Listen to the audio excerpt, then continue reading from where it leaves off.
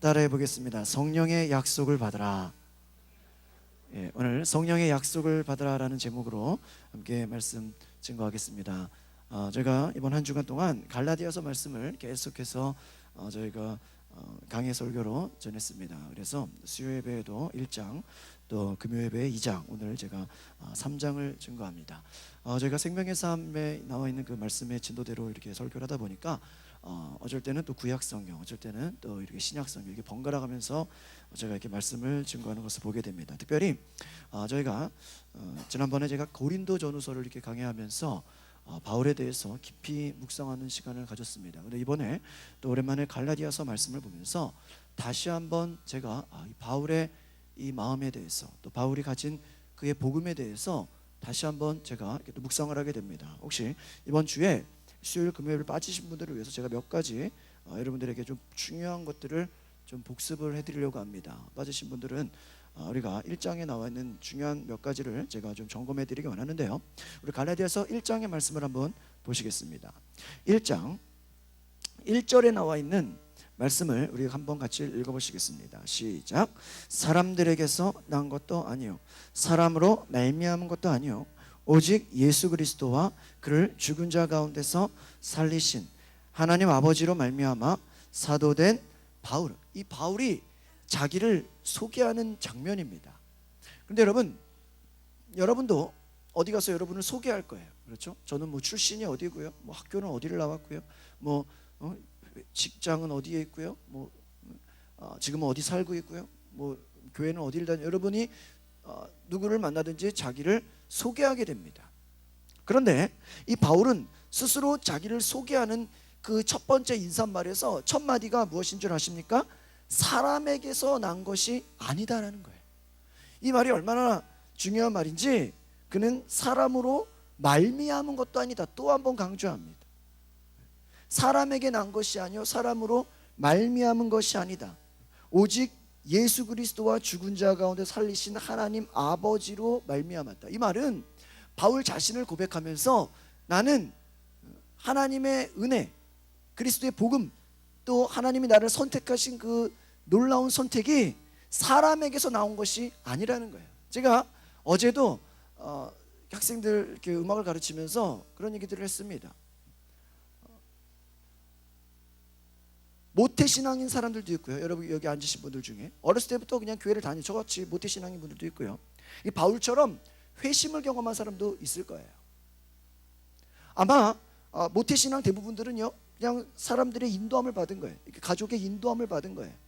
그러나 어떠한 본인이 스스로 기독교를 선택했든지, 또한 교회를 다니다가 스스로 어떠한 그 회심의 경험을 했든지, 우리에게는 많은 경험들이 있습니다. 근데 특별히 바울이 자기가 소개하는 것은 나는 사람에게 난 것이 아니다. 이 말은 뭐 부모에게 태어나지 않았다는 이런 얘기가 아니라, 내가 복음을 알게 된 것은 예수님이 나에게 다가오시고 예수님이 나를 구원하시고 예수님이 나에게 찾아오셨다는, 하나님의 은혜로 말미암았다라는 거예요. 여러분들이 오늘 이 자리에 앉아 있는 것은 하나님의 은혜인 줄 믿습니다. 오늘 때로는 누구에게 이끌려왔을 수도 있어요. 그러나 바울이 고백하는 것은 나는 하나님 아버지로 말미암았다라는 거예요. 바울을요 누가 전도하지 않았어요. 그렇죠? 바울은 그가 과거에 예수 믿는 사람을 죽이는 사람이었어요. 그러나 바울에게 예수님이 찾아오셨어요. 하나님이 그를 일방적으로 선택하셨어요. 그가 전하는 복음의 메시지가 4절에 나와 있습니다. 우리 4절의 말씀을 같이 읽어보시겠습니다. 시작.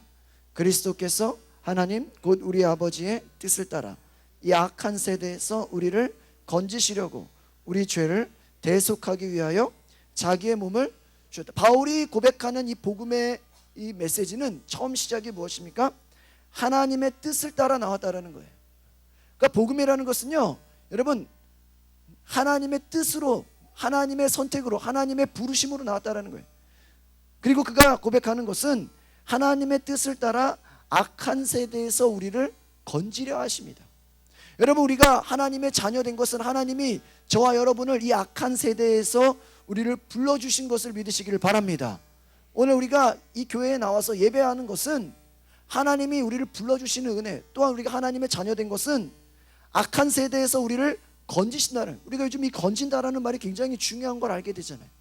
물에 빠졌을 때 건진다라는 게 얼마나 중요한 것인지 알게 되는 것처럼, 여러분 우리가 왜 복음을 전합니까? 이 악한 세대 가운데서 우리가 한 사람이라도 물에 빠진 사람을 건져내는 것처럼 우리가 악한 세대 가운데서 하나님이 건져주시는 은혜가 있음을 선포하는 것인 줄 믿습니다. 복음이라는 것은 이 세대가 뭐 어떡하다? 악하다라는 거예요. 대부분 우리가 전도를 하다 보면 이런 얘기를 해요. 왜 하나님이 계시면 이 땅이 이렇게 왜 이렇게 죄악이 가득합니까? 하나님 살아계시면 왜 이렇게 막 불법이 만연하고 왜 막 살인 사건이 일어나고 왜 무서운 사건들이 일어나고 하나님 살아계시면 어찌 이런 일이 있습니까? 여러분 하나님만 살아있어요? 이 땅을 움직이는 게 하나님은 아니에요. 악한 마귀도 있다라는 거예요.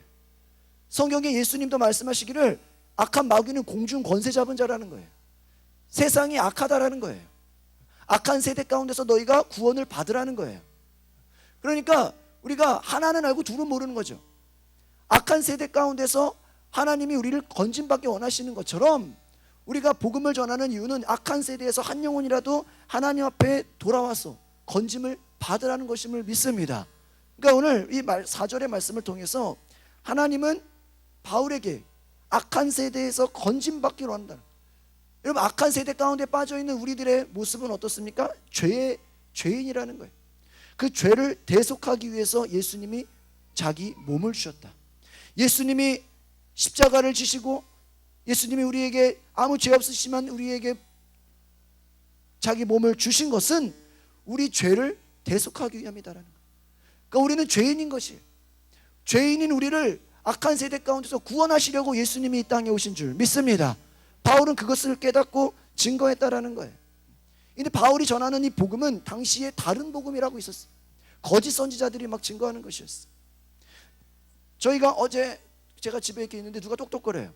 그래가지고 누구세요? 이렇게 배를 누르지 않고 똑똑거리는 거예요. 누구세요? 그러니까 어디 여자분이 잠깐 얘기 좀 할 수 있을까요? 그래요. 그래서 무슨 얘기를 하려고 그러는데 제가 문을 안 열고 무슨 얘기 하려고 그러는데 그러니까 뭐 돈이 세상의 전부가 아니라는 걸 뭐 돈에 대해서 좀 말씀하려고 근데 제가 그러세요? 그러면은 어디서 오셨어요? 그러니까 소속이요? 그러니까 네 어디 소속에서 오셨어요? 그러니까는 여호와의 증인입니다 이러는 거야. 여자분이 네, 여호와의 증인이 우리 가양제일교회 그 교패가 붙어 있는데도 불구하고 똑똑똑거리고 가가오 전도를. 그래서 제가 하는 일이 좀 많이 있어가지고 얘기를 못했지만 좀 다음에 왔으면 제가 만나서 좀 얘기를 하려고 그래. 내가 역으로 전도를 한번 해보고 싶은 생각이 있어.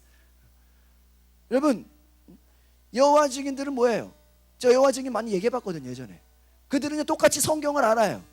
그런데 구약만 믿어요. 예수가 우리의 구원자라고 믿을까요? 안 믿을까요? 안 믿어요.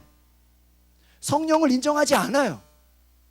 성령을 얘기하면 그건 하나님의 능력이나 파워지 성령은 하나님이 아니라는 거예요. 예수님도 하나님이 아니라는 거예요. 오직 여호와만 하나님이라는 거예요. 삼위일체를 부정하는 거예요.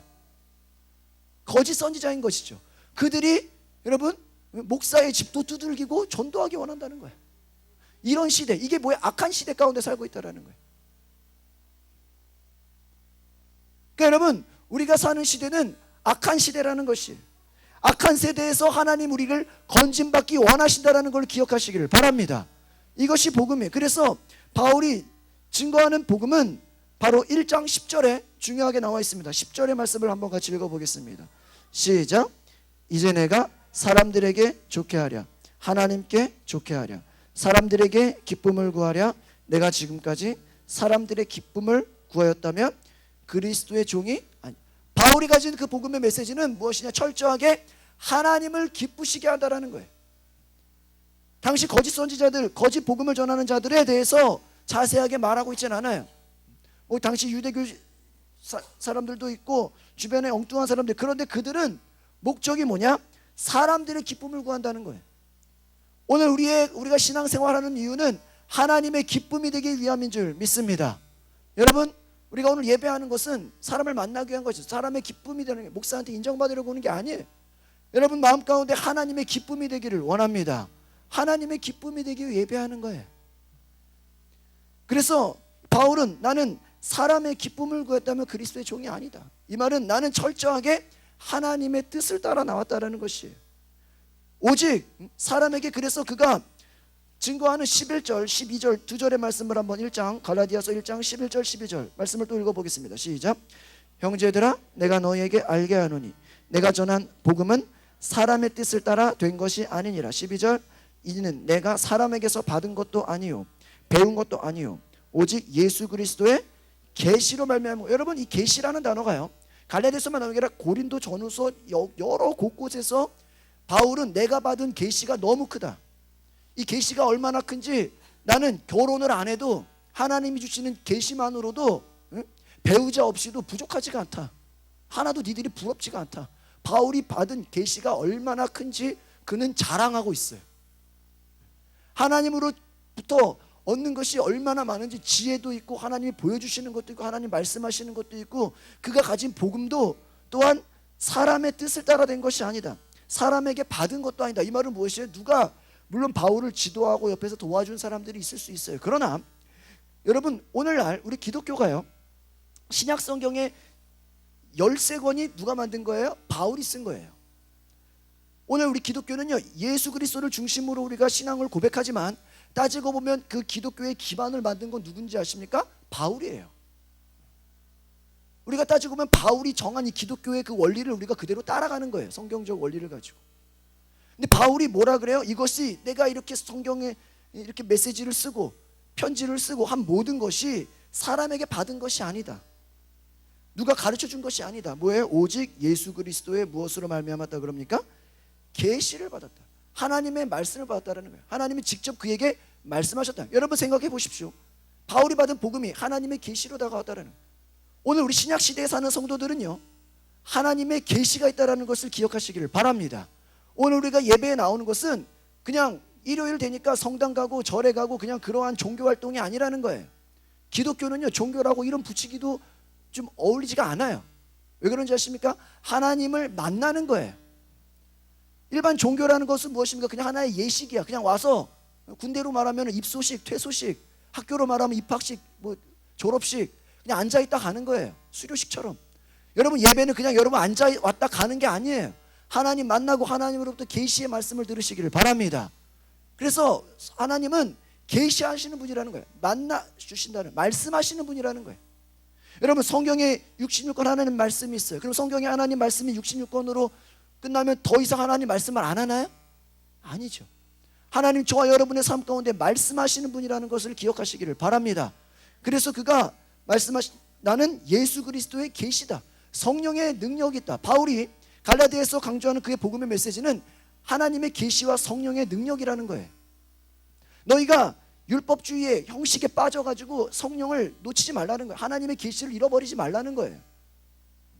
그가 또한 얘기하고 있습니다. 15절 1장 15절을 한번 읽어보겠습니다. 시작. 그러나 내 어머니의 태로부터 나를 택정하시고 그의 은혜로 나를 부르시다는, 하나님이 나를 부르셨다라는 거예요. 그 바울은요, 얼마나 감사합니까? 하나님이 그를 부르셨어요. 여러분이 때로는 여러분의 인생 가운데 하나님의 부르심이 있을 수 있다라는 거예요. 그는 그 하나님의 부르심에 올바로 반응했다라는 거예요. 2장으로 넘어가 보겠습니다. 2장 2절을 한번 읽어보겠습니다. 2절 시작. 계시를 따라 올라가 내가 이방 가운데서 전파하는 복음을 그들에게 제시하되 유력한 자들에게 사사로이 한 것은 내가 다름질하는 것이나 다름질한 것이 헛되지 않게 하려 함이라. 또 2절에 보니까 뭐라고 고백하고 있습니까? 무엇을 따라 올라갔대요? 계시를 따라 올라갔다. 여러분, 하나님은 우리에게 계시하시는 분이라, 말씀하시는 분이라는 거예요. 그 말씀을 따라, 계시를 따라 올라갔다라는 거예요. 여러분, 하나님의 이 계시의 말씀 가운데 여러분 순종하시기를 바랍니다. 우리는요, 기도해야 돼요. 왜 기도해야 되는지 아십니까? 바울은 그의 모든 사역 가운데 하나님의 계시를 따라 움직였대요. 요즘 저희가 전도할 때요, 어디를 이렇게 정하지 않고요, 이렇게 기도해요. 요즘에 제가 이렇게 전도하면서 이 등촌동에 이 아파트가 너무 많은 거예요. 제가 이거를 이렇게 많은지도 몰랐어요. 그래서 어제 이렇게 곳곳에 이렇게 같이 이렇게 전도해 보면서 한 사람 한 사람 만나는데 얼마나 많은 얘기를 하게 되는지, 왜 내가 아파트 그 단지 안에 그 놀이터도 있고 아이들이 바글바글하고 거기를 제가 처음 가봤어. 내가 여기 1년 동안 살면서 한 번도 왜 여기를 안 가봤나 막 그런 생각이 들더라고요. 여러분, 우리의 인생 가운데서 하나님이 말씀하시길 원하시고 우리 가운데 계시하시길 원하신다는 거예요. 그 계시의 말씀대로 바울은 따라갔다라는 거예요. 그런데 그가 따라가는 그의 인생 가운데는 많은 거짓 형제들이 있었어요. 그리고 그를 힘들게 하는 자들이 있었어요. 또한 율법주의자들이 있었어요. 과거에 그의 복음을 막 이렇게 변질시키려고 하는 사람들이 있었어요. 제가 어제 이번 주에 제 친구 그 방글라데시 선교사를 만났어요. 제 친구는 방글라데시 사람인데 그 감독 아들이에요. 거기서 태어났고 그 방글라데시 사람인데 한국에 와서 유학을 해서 저랑 같이 신학교 공부를 하고 뭐 한국어와 방글라데시 영어가 아주 유창한 친구예요. 이번에 한국에 치료차 왔는데 아주 오랜만에 만났어요. 한 3, 4년, 5년 만에 이렇게 만나게 됐는데 그런 얘기를 하더라고요. 방글라데시에 그 자기가 처음에 가서 교회를 개척하려고 하는데 그 나라 사람들이 어떤 사람인지 그 어려운 나라 사람들이잖아요. 거기는 교회가 세워지면 교회가 뭘 도와주고 뭘 나눠주고 이런 것에 대해서 그 지역 사람들이 다 안 돼요. 그래서 교회가 생겨지면 교회 때문에 뭐 하나 얻어낼까 그거에 아주 그냥 관심 있는 사람들이래요. 그 나라 사람들은. 그래서 개척을 하는데 예배 교회를 세워서 개척을 딱 하는데 이미 교회가 세워졌다는 딱 그 광고판만 보고도 50명이 모였대. 대단하지 않습니까? 50명이 모인 거예요. 그래가지고 어떻게 왔냐 그러니까 우리 집 쌀이 떨어져가지고 쌀 좀 받으려고 하는데 저 어떻게 왔습니까? 좀 뭐가 부족해서 뭐 좀 받으려고 하는데 다 교회가 그냥 뭐 좀 도와주는 사람으로 생각하고 그걸로 왔다라는 거예요. 근데 제 친구가 그거를 워낙 잘하니까 한국에서 이제 목사 안수를 받고 들어가서 바로 그 다음 주에 하는 말이 우리 교회는 이렇게 하는 교회가 아닙니다 그랬어요. 우리는 이렇게 뭐 쌀 퍼주고 뭐 나눠주고 이러는 교회가 아닙니다. 우리는 말씀 전하고 하나님의 사람으로 복음을 전하는 교회입니다 이랬다는 거예요. 그러니까 그 말을 하고 소문이 났는지 그 다음 주에 몇 명이 왔을까요? 그 다음 주에 그 전주에 50명이 그냥 말도 안 하고 자기들끼리 모였는데 그 다음 이제 우리는 뭐 나눠주는 교회가 아니라라고 얘기를 하니까 그 다음 주에 3명이 나왔다는 거예요. 이 3명은 목사님, 사모님, 교회 전도사님이었다는 거예요. 그러니까 그 나라가 어떤 나라입니까? 교회가 세워지면 뭐 하나 도움받을까? 뭐 하나 그냥 내가 그 사람 뭐 하나 구제받을까? 그냥 그거 생각하고 찾아오는 거지. 그 사람들이 믿고 있는 이슬람교, 그 사람들이 믿고 있는 어떠한 뭐 우상숭배 이것을 절대로 쉽게 놓지 않는다라는 거예요. 제 친구는 작정하고 거기다 교회를 세운 거예요. 그래서 복음을 전하고 하나님 말씀으로 심지어는 교회 개척해서 주변에서 막 물질로 그 한국에서 이렇게 지원을 받아야 되는데 본인이 일부러 안 받는다 그랬대요. 나는 내가 전도해서 내가 복음으로 사람 변화시켜서 우리 교회는 성도들의 11조로 돌아가게 하겠다. 이 교회는 남의 선교원금도 안 받겠다. 한국에서 도와준다 그러는데도 안 단다 그랬대요. 얼마 전에 한국에서 그 친구 선교사를 파송한 교회에서 60주년이 돼가지고 1억을 헌금하겠다고 목사님이 찾아왔대. 근데 제 친구가 그랬대요. 목사님 1억 가지고 부족합니다. 저는 하나님께 20억 가지고 20억 이 선교 센터를 세우기 위해서 기도하고 있습니다. 다음에 주십시오. 거절했대요. 믿음이 보통이 아니죠. 그래서 우리는 우리는 자체적으로 교회가 성도들의 11조와 성도들의 헌신과 성도들이 변화되는 걸 통해서 그런 제대로 된 교회를 해보겠다. 그렇게 교회를 시작해서 3명으로부터 새로 시작했는데 1명, 2명, 3명, 4명 오더니 그들이 말씀을 듣고 하나님의 사람으로 변화가 되어지고 11조 드리자던 사람이 11조를 드리게 되고 청년들이 모이기 시작하는데 20-30명이 모이는데 저한테 자랑을 하는 거예요. 방글라데시 교회에서 우리 교회가 전성도가 11조 하는 교회라는 거예요. 대단하지 않습니까? 한국에도 여러분 전성도가 11조 하는 교회 별로 없어요. 방글라데시 그 교회가 정말 하나님 우리는 전성도가 11조하고 내가 한국에 나와 있어도 이 사람들이 전도하고 복음 전하고 매일 교회에 와서 사람들이 헌신하고 있다는 거예요. 여러분 이 하나의 간증이지만 제가 우리 교회 와서 설교 한번 해라. 그 정도로 제가 은혜를 받았어요. 여러분 왜 제가 이런 얘기를 드리냐면 외국 제가 선교사들이 친구들이 있어가지고 이렇게 얘기를 해보면 쉽지가 않아요. 선교라는 게. 여러분 우리 일본이나 동남아 같은 데 이렇게 말씀을 전하고 복음을 전하면요 예수 믿으세요? 뭐 이렇게 하나님 말씀 들으세요? 교회 다니세요? 그렇게 들으면요 예수 믿는다 그래요. 교회 나온다 그래요. 그 교회 나오고 하나님 말씀 듣거든요. 그러면 열심히 기도하고 그들의 집을 방문해요. 신방을 가요. 그러면 신기한 게 그들의 집에 우상이 그대로 있어요. 부적이 그대로 있어요. 그래서 왜 이거 안 버렸냐 그러면 왜 버리냐고. 이거 내가 다 이거 믿는 거라고. 그러니까 그들이 생각하는 종교는 뭐예요? 이것도 믿어야 되고 저것도 믿어야 되고 우상 숭배도 해야 되고, 한국으로 말하면 불상도 있어야 되고 부적도 있어야 되고 마리아 상도 하나 있어야 되고, 뭐 그냥 나한테 도움이 되는 거 있다면 다 갖다 놓는 거예요. 여러분 생각해 보세요. 하나님이 그거 기뻐하겠어요? 기뻐하지 않아요. 하나님이 그 기도를 들으시겠어요? 듣지 않죠. 정말 우리가 복음을 말할 때는 바울이 고백한 것처럼 나는 사람에게 난 것이 아니다. 나는 다른 것에서 오지 않았다. 하나님의 계시, 하나님이 원하시는 하나님의 뜻으로 말미암았다라고 얘기하는 거예요. 그래서 정말 하나님의 뜻에 순종하는, 하나님이 원하시는 것이 무엇인지에 따라서 우리가 그 마음으로 나아가는 것입니다. 그래서 하나님이 기뻐하지 않는 것이라면 과감히 버릴 수 있는 것이에요. 오늘 바울이 고백한 것처럼 내가 사람의 기쁨이 아니라는 거예요. 여러분 우상 숭배, 세상 종교는 무엇인지 아십니까? 우리의 기쁨을 줄 수 있어요. 여러분의 마음의 소원을 응답해 줄 수 있어요. 그렇게 고백해요. 그러나 하나님은 우리에게 살아계신 하나님 한 분만 섬기라는 것을 기억하시기를 바랍니다. 그것이 하나님이 원하시는 거예요. 이것저것 내가 여러분 이것도 믿고 저것도 믿고 이것도 해보고 저것도 해보고 안 되니까 그냥 하나님 한번 믿어보자, 이게 아니라는 거예요. 하나님 한 분만 신뢰하고 하나님 한 분만을 믿고 예수 그리스도의 복음만을 의지하시기를 바랍니다. 성령의 계시만을 여러분 간구하시기를 바랍니다. 바울이 고백하는 거예요. 그가 당시에 많은 사람들 중에 그러한 유대인들, 율법주의자들이 있었어요. 우리 2장에 있는 말씀을 한번 같이 보시면은 2장에 16절 한번 같이 보시겠습니다. 2장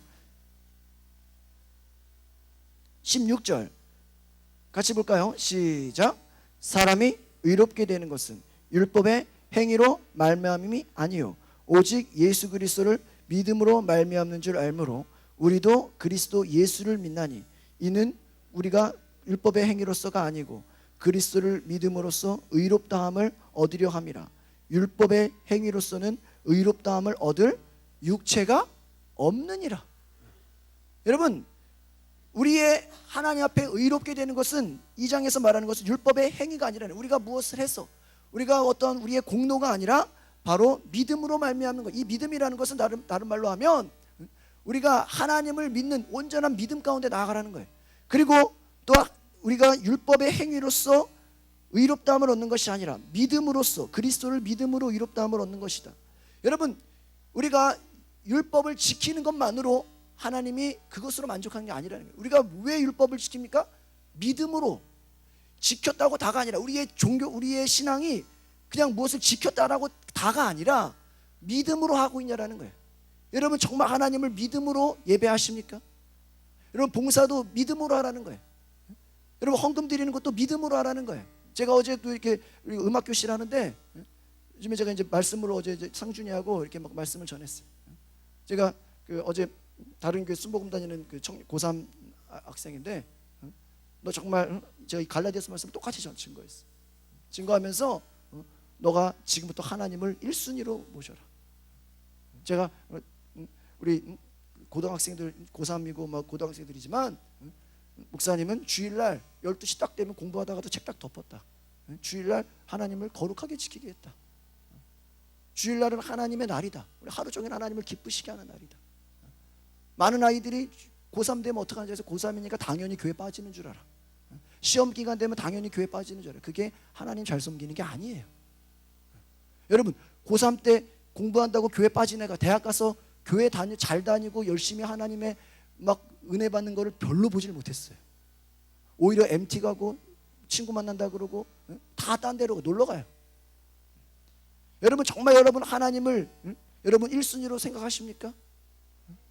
제가 그 고3 학생에게 아르바이트, 야 너 아르바이트 하면 너 11조 하냐? 돈 얼마 안 되는, 돈이 부족해서 못하. 야 너 지금 네 아르바이트 몇십만 원 안 되지만 그거 11조 못하면 너 몇백만 원 벌어도 11조 못해. 지금부터 해라. 너 부모가 안 가르치냐? 안수 집사인데. 제가 아주 당당하게 가르쳤어요. 이제는 다른 교인인데도 제가 가르쳐요. 똑같이. 왜 그래요? 하나님을 1순위로 생각하라. 음악을 좋아해. 야 너 하나님보다 음악을 좋아하면 안 된다. 제가 고등학교 때 음악을 너무 좋아했어. 근데 나도 내가 하나님보다 음악을 좋아하는 거죠. 하나님보다 다른 것을 좋아하지 말라는 거예요. 하나님보다 다른 것을 사랑하지 말라는 거예요. 기독교는요, 하나님을 오직 주님만을 모시라는 거예요. 우리가 여러분 성경에 뒤나 앞에 한번 펴보세요. 여러분 십계명이 있어요. 십계명을 보실까요? 제가 율법과 오늘 복음에 대한 그런 그 말씀인데 십계명을 통해서 말씀을 드리겠습니다. 우리 성경에 뭐 어디 찾을 필요도 없어요. 성경 앞에나 뒤에, 저 같은 경우는 뒤에 있어요. 십계명을 한번 보세요. 제가 어제 우리 그 아이들에게 문화교실 이 말씀을 그대로 전했어요. 십계명의 제1을 한번 읽어보세요. 1계명 같이 읽어볼까요? 시작. 너는 나 외에는 다른 신들을 내게 두지 말라라는 거예요. 하나님 1계명이죠. 너는 나 외에 다른 신들을 내게 두지 말라. 여러분 율법은요 그냥 우리가 신들을 안 두면 되는 거예요. 그런데 복음적 관점에서는요, 이 마음의 법까지도 보는 거예요. 이해가십니까? 다른 신들을 내게, 우리가 여러분 교회 다니면서 누가 뭐 절도 가고 누가 뭐 마리아도 절하고 막 그러겠어요. 그러나 마음 가운데 하나님 아닌 다른 신, 여기서 신이라는 것은요, 다른 걸 의지하지 말라라는 거예요. 다른 걸 더 믿지 말라는 거예요. 여러분이 하나님보다 여러분의 자신의 경험을 믿습니까? 그게 우상이라는 거예요. 하나님 제일 원하시는 거는 나 말고 다른 것을 우선순위로 삼지 말라라는 거예요. 저는 교회만 다니는데요, 단지 그런 얘기가 아니라는 거예요. 여러분 율법으로는요, 우리 마음의 모든 그러한 마음들을 다 제어할 수가 없어요. 그렇지 않습니까? 너는 나 외에 다른 신들을 내게 두지 말라. 2번 같이 읽어보겠습니다. 시작. 너를 위하여 새긴 우상을 만들지 말고 또 위로 하늘에 있는 것이나 아래로 땅에 있는 것이나 땅 아래 물속에 있는 것에 어떤 형상도 만들지 말며 그것들에게 절하지 말며 그것들을 뭐예요? 섬기지 말라. 하나님이 여러분 이 1번 2번 여러분 이것이 그냥 문자적으로만 보지 마시고 하나님의 마음을 보시길 바랍니다. 하나님의 마음이 어떤 마음이에요? 눈에 보이는 어떤 형상에다가 절하지도 말라 그랬어요. 세상주한테 그랬어요. 야, 제사상에 절대 절하지 마라. 무덤가 절대 절하면 안 된다. 여러분 왜 그래요? 우리는 살아있는 사람, 할아버지, 할머니, 뭐 부모, 살아있는 분한테 효도하는 거죠. 영정사진에다 대고 뭐 무덤에다 거기다 절하는 게 아니에요. 성경은 귀신에게 절하는 거라 그랬어요. 그것이 우리의 신앙이 아니에요. 하나님이, 그러니까 여러분 기독교는 하나님의 뜻에 우리를 맞추는 거예요. 내가 원하는 것에, 여러분 천주교와 기독교 차이가 뭔지 아세요? 천주교는 변질된 거예요. 쉽게 말하면 지금 시작했지만 마리아도 믿고 마리아 상에다 막 절하고 있고 술 먹고 담배 피워도 된다 그러고 그렇죠? 여러분 제 친구가 캐톨릭 다니는데 거기는 청년부 끝나면 호프집 가요. 그래서 거기서 술 마시면서 저기 친교예요. 잿떨이 있어요. 신부가 우리 신부님 술 엄청 잘 마시는데 여러분 은혜가 돼요? 변질된 거예요. 제사상 절해도 괜찮대. 다 괜찮아. 여러분 캐톨릭 보면요 가끔 스님이 와서 설교해요. 스님이. 여러분 괜찮아요? 변질된 거 아니에요? 왜 기독교가 나온 거예요? 변질됐으니까. 그러니까 여러분 하나님이 원하시는 건 무엇입니까? 하나님 한 분만 섬기기를 원하신다라는 거예요. 우리가 그러니까 선교사들이 복음 전하는 게 문제가 뭐예요? 예수 믿어, 하나님 믿어. 근데 뭐야? 다른 것도 다 믿어. 이게 문제라는 거예요. 이게 쉽지가 않다는 거예요. 여러분 우리의 삶을 보십시오. 우리가 다른 신 안 섬겨요. 우상 숭배 안 해요. 그럼 여러분 정말 하나님만을 사랑하십니까?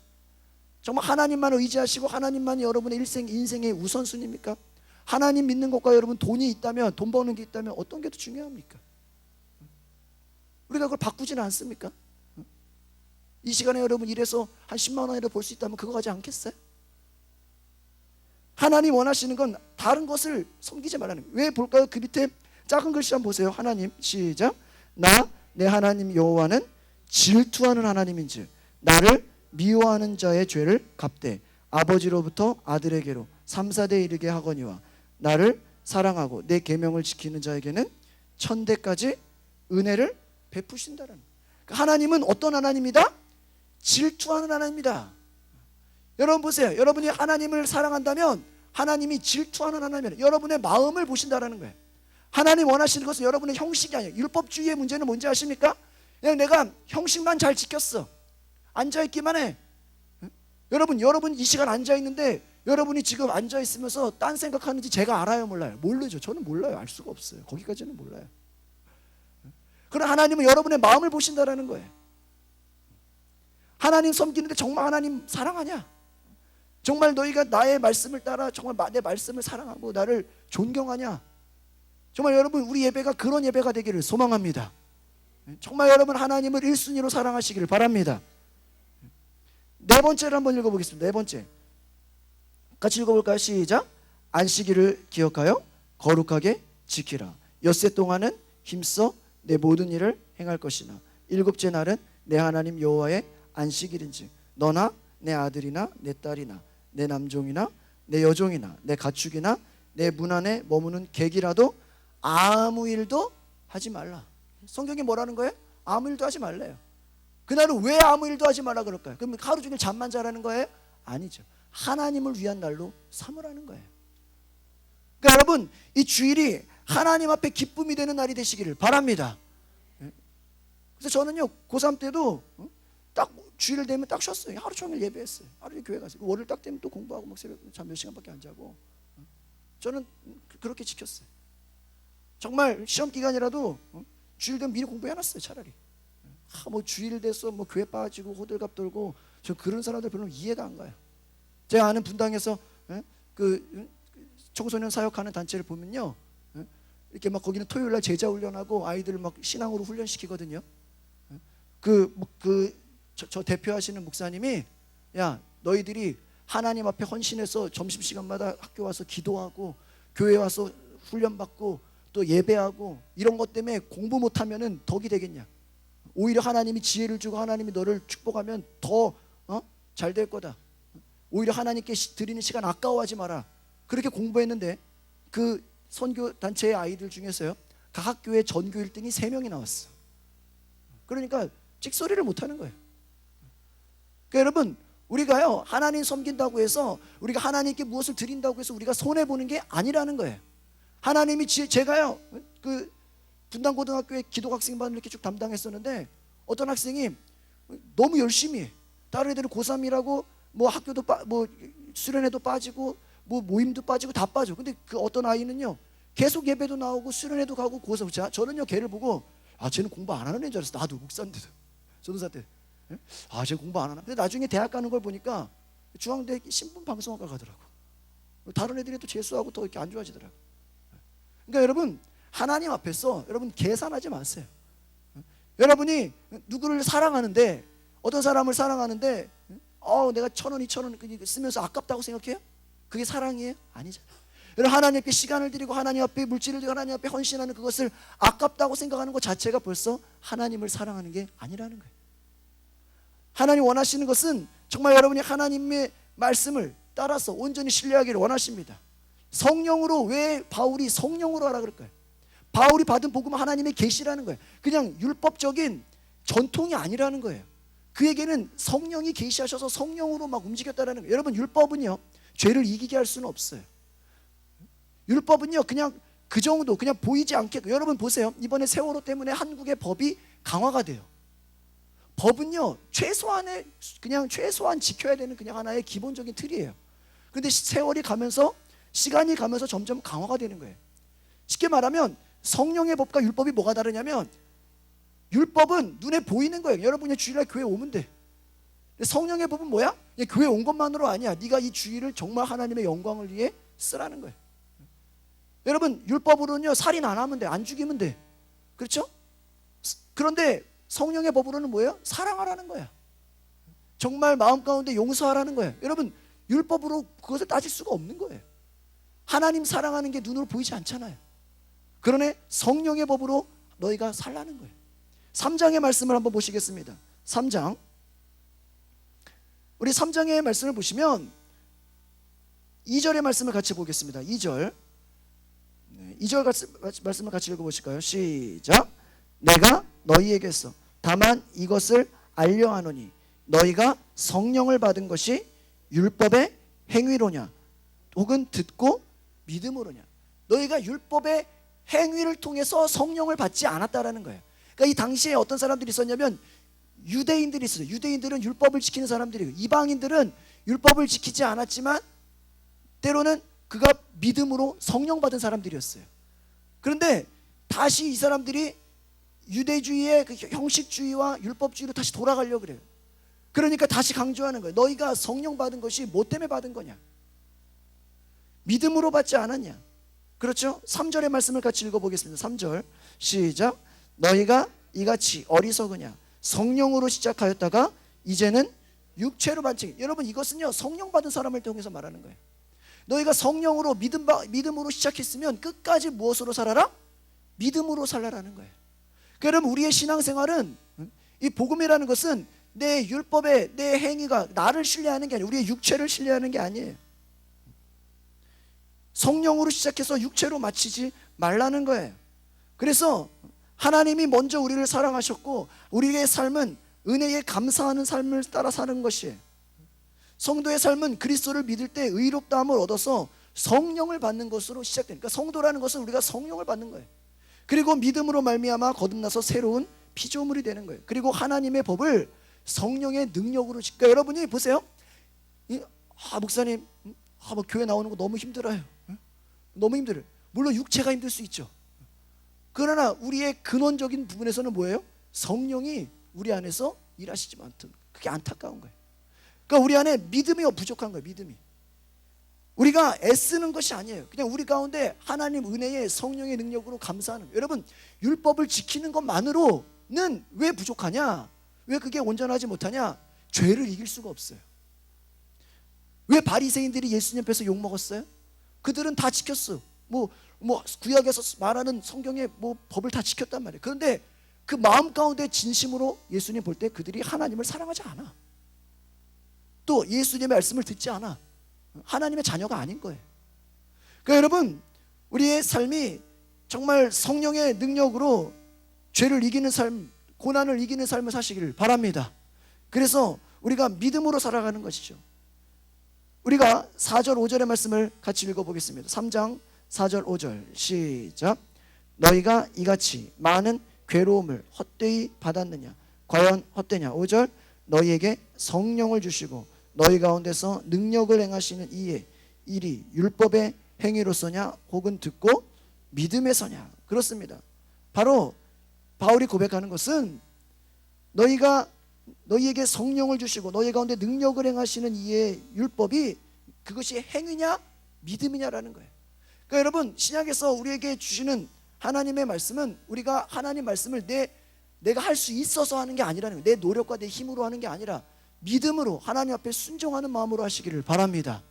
그러니까 여러분, 하나님 섬기는 일에 믿음으로 하시기를 바랍니다. 우리가 종교적인 형식을 지킨다고 해서 능력을 얻는 게 아니라는 거예요. 고난을 극복하기 위해서 내가 뭘 해야지 된다는 게 아닌 거예요. 우리의 노력이나 공로 때문이 아니라, 하나님이 여러분을 뭘 해서 하는 것이 아니라 하나님 앞에서 여러분이 정말 하나님의 기쁨이 되고 하나님의 은혜를 힘입고 하나님의 그러한 말씀에 순종함으로 믿음으로 나아간다면, 성령님은 우리가 날마다 십자가를 지는 삶, 고난을 이기는 삶을 살도록 역사하시고 돕는 거라는 거예요. 그러니까 여러분, 우리의 신앙생활이 하나님이 멀찌감치 그냥 뒤에 서가지고 야, 내가 니네 기독교인 되려면 이런 거 지켜, 뭐 이거 지켜야 되고 저거 지켜야 되고 이거 지켜야 되고, 그렇게 그냥 뭘 지키는 것으로, 불교도 무슨 뭘 지켜야 되죠. 다 종교마다 무슨 지켜야 되잖아. 그냥 널 지켜라 이렇게 하는 게 아니라, 단순히 그냥 우리가 율법을 따라가는 것이 아니라 우리 가운데 성령이 계셔서 믿음을 따라 역사하게 한다라는 거예요. 그러니까 하나님이 원하시는 건 우리와 함께하기를 원하신다라는 거예요. 우리 가운데 믿음으로 다가오셔서 믿음을 따라 하나님의 능력을 받고 우리의 율법, 그러니까 마음 따로 몸 따로가 아니라는 거예요. 이해가십니까? 마음은 하기 싫은데 오늘 그냥 10,000원 감사헌금 하는 게 아까워 죽겠는데 이거 해야 되나 말해야 되나, 그냥 거기는 걔는 벌써 차라리 그냥 하나님이 받질 않아. 그런 마음 자체, 그런 게 아니라는 거예요. 마음 따로 몸 따로가 아니라 네 마음을 원하시는 거예요. 네 마음이 몸을 움직이게 하라는 거예요. 하나님의 성령이 너의 생각과 너의 마음과 네 행동을 다 장악해버리기 원하신다는 거예요. 하나님 앞에 저와 여러분들이 이러한 마음으로 우리의 믿음을 드리시기를 바랍니다. 하나님이 우리를 역사하시는 그 믿음은 우리의 전부가, 여러분 이 10계명에서 그냥 몇 가지 그냥 지켰다 안 지켰다 이게 아니라 그것을 초월하는 하나님을 1순위로 사랑하고 하나님을 경배하고 정말 하나님 앞에 내가 할 수 있어서가 아니라 믿음으로 드려지는 그러한 삶을 사시기를 바랍니다. 그래서 이 주일에 저와 여러분이 하나님 앞에 기쁨이 되시기를 바랍니다. 아브라함이요, 믿음으로 드렸어요. 이게 아브라함의 믿음에 따라 나와 있잖아요. 우리 마지막으로 뒤에 있는 말씀을 읽고 마치겠습니다. 우리 9절을 같이 읽어보겠습니다. 시작. 그러므로 믿음으로 말미암는 자는 믿음이 있는 아브라함과 함께 복을 받는. 여러분, 아브라함이 자식을 바쳤죠. 그럼 우리도 다 자식 바치라는 얘기예요? 아니죠. 믿음으로 나아간 것처럼 우리도 뭐예요? 믿음으로 나아가라는 거죠. 11절을 또 한번 읽어보겠습니다. 11절 시작. 또 하나님 앞에서 아무도 율법으로 말미암아 의롭게 되지 못할 것이 분명하니 이는 의인은 믿음으로 살리라 하셨습니다. 그렇습니다. 그래서 우리가 14절에서도 말한 것처럼 그리스도 예수 안에서 아브라함의 복이 이방인에게 미치게 하고 또 우리로 하여금 믿음으로 말미암아 무슨 약속을 받게 하려 함이라? 성령의 약속을. 그러니까 바울이 강조하는 것은 너희가 율법주의만 가지고는 뭐가 없다? 성령의 약속이 없다라는 거예요. 바울의 신앙생활은 뭐예요? 성령의 계시를 따라하는 신앙이에요. 그가 가진 복음은 누가 가르쳐줘서 깨달은 게 아니에요. 여러분, 바울이 이 13권의 성경을 적으면서 누가 이렇게 해라, 누가 무슨 대학 교수가 가르치고 신학 교수가 가르친 게 아니었다라는, 그에게 하나님이 친히 말씀하신 거예요. 여러분, 오늘날 그럼 바울에게만 하나님 말씀하십니까? 우리에게는 말씀 안 하세요? 아니죠. 바울이 전도할 때요, 하나님 너 어디로 가라, 너 일로 가라, 절로 가라 다 말씀하셨어요. 예수전도단에서 그 DTS 제자훈련에서 강조하는 게 뭔지 아십니까? 하나님의 음성을 좀 들으라는 거예요. 너무 우리가 하나님의 음성을 듣지 않고 그냥 형식적으로만 하니까. 그래서 제가 아는 분이 미국에서 그 아는 거사님이 제자훈련을 받고 중국에 선교여행을 갔어요. 그 보통 우리가 선교여행 가면 어때요? 뭐 하루 어디서 자고 스케줄표가 있잖아. 근데 예수전도단에서는 전도하러 나가는데 스케줄이 없어. 그래서 광장에 모여가지고 기도한대. 기도하면은 야, 너 뭐가, 하나님이 어떤 마음 주시냐? 하나님이 어떤 마음을 주시는데 너 어떤 마음을 주시냐? 그거를 정리해가지고 그 마음이 나오는 거를 가지고 간대요. 그럼 정확하게 거기서 하나님의 응답을 경험한다라는 거예요. 신기하죠? 여러분의 인생이 정말 하나님 바라보고 사십니까? 내려놓음이라는 책이 있어요. 거기 보면은요, 주제가 뭔지 아십니까? 우리 인생을 네가 계획하고 네가 목적하고 네가 인생의 어떠한 스케줄을 짠다고 그것이 하나님 앞에 의로운 것이 아니라는 거예요. 누가 자기한테 당신 앞으로 어떻게 하실 겁니까? 물어보면 나는 모른대요. 뭐예요? 모른다는 게 정말 모른다는 걸까요? 아니죠. 누구의 인도하심을 따라간다?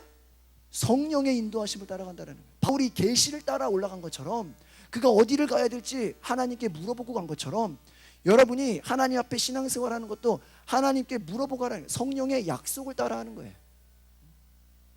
제가 다른 교회들 상담하면 그런 얘기를 해요. 보통 조용계 목사님, 제가 간증 얘기하는데 조용계 목사님이 여의도에 땅을 사가지고 빚을 내고 융자를 받고 건축을 했잖아요. 그 얘기를 듣고 많은 목사들이 나도 따라하겠다고 땅을 사가지고 그냥 융자를 넣고 막 빚을 내가지고 건축을 하는데 교회가 안 돼. 그래서 조용계 목사님 찾아갔어요. 목사님 책 보고 나도 감동받아서 똑같이 했는데 왜 나는 목사님은 되고 왜 나는 안 됩니까? 목사님 책에서 뭐라고 하는지 아십니까? 당신에게 계시의 말씀이 있었습니까? 계시의 말씀이 있었냐는 거예요. 나는 하나님이 내 마음 가운데 여의도에 그 당시에 모래밭이었는데 거기다가 땅을 사서 교회를 지으라는 하나님의 계시가 있었다는 거예요. 당신에게 계시가 있었습니까? 계시가 없었대. 근데 왜 했냐는 거예요. 왜 따라하냐는 거예요. 여러분, 우리가 인생에 왜 어려움을 겪어요? 하나님의 계시대로 여러분이 움직였습니까? 여러분, 뭘 살 때 하나님께 먼저 물어봤습니까? 여러분, 어디를 가려고 할 때 하나님께 먼저 물어봤어요?